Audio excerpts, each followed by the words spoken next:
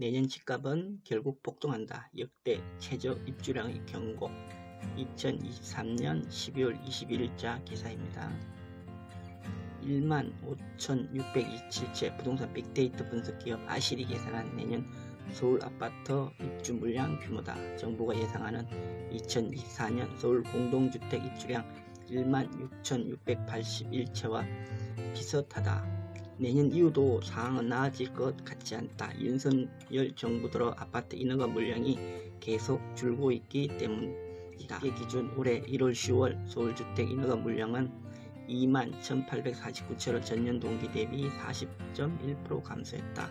최근 10년 평균과 비교하면 63.6%나 줄어든 물량이다. 인허가가 줄면 3년, 5년 이후 입주량은 크게 감소한다.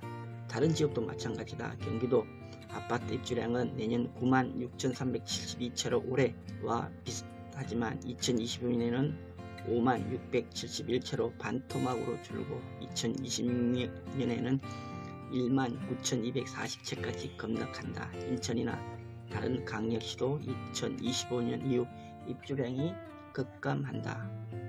전국적으로 입주량이 크게 줄어드는 건 건설 환경 영향이 크다.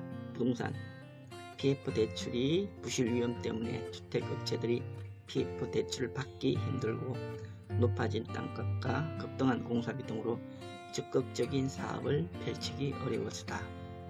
입주량 감소는 집값에 영향을 미칠 수밖에 없다. 입주량이 줄면 전세값이 오르고 상승한 전세값은 다시 매매 가격을 자극하는 게 일반적이기 때문이다.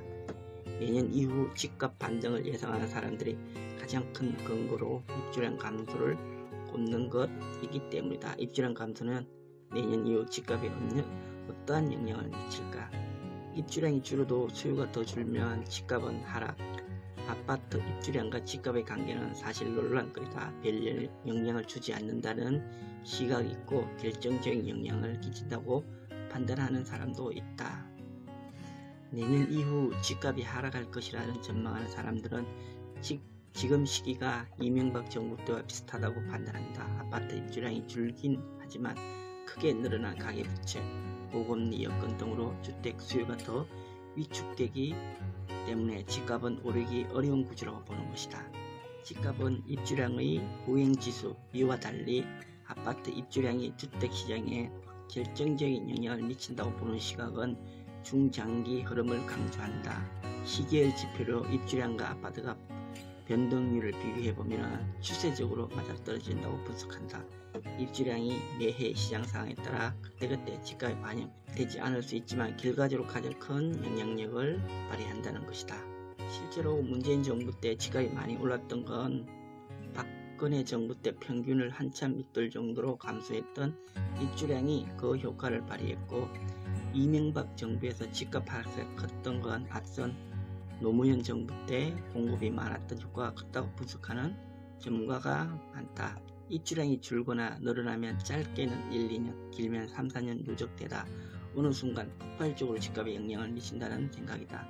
입주량은 집값에 바로 영향을 주는 경우도 있지만 대체로 우행하는 경우가 더 많았다는 게 시장 전문가들의 판단이다. 아파트 선호가 계속되는 한 새아파트 부족 현상 지속. 아파트 입주량과 관련해 보다 근본적인 질문이 있다. 이렇게 매년 새 아파트를 계속 지어야 할까? 인구가 준다라고 하는데 우리나라는 과연 주택이 부족한가? 이 역시 많은 사람들의 의견이 엇갈린다. 일단 2021년 기준 우리나라 주택 보급률은 102.2%다.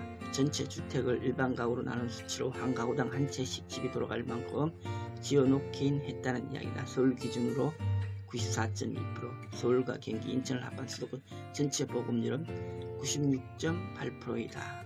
주목할 점은 주택 보급률이 100% 이상이라 해도 주택 수요자들이 선호하는 아파트는 계속 부족하다는 사실이다. 주택 보급률 기준에서 주택은 아파트 외에 단독, 다가구 주택, 빌라, 원룸, 오피스텔 등이 포함된다. 그런데 도심에 아파트를 지을 땅이 너무 부족하다. 기존 빌라나 단독, 다가구를 모두 헐어 새 아파트를 지으면 되겠지만 알다시피 재개발 재건축 사업은 쉽지 않다. 각종 규제와 높은 땅값, 분산된 지분 투자자 등으로 도심의 아파트를 적극 짓는 것은 쉬운 일이 아니다. 서울 등 인기 지역의 아파트가 늘 부족한 이유이다. 전문가들은 인구 감소가 주택시장에 직접적인 영향을 미치는 건 최소 20년 이후나 돼야 할 것으로 예상한다.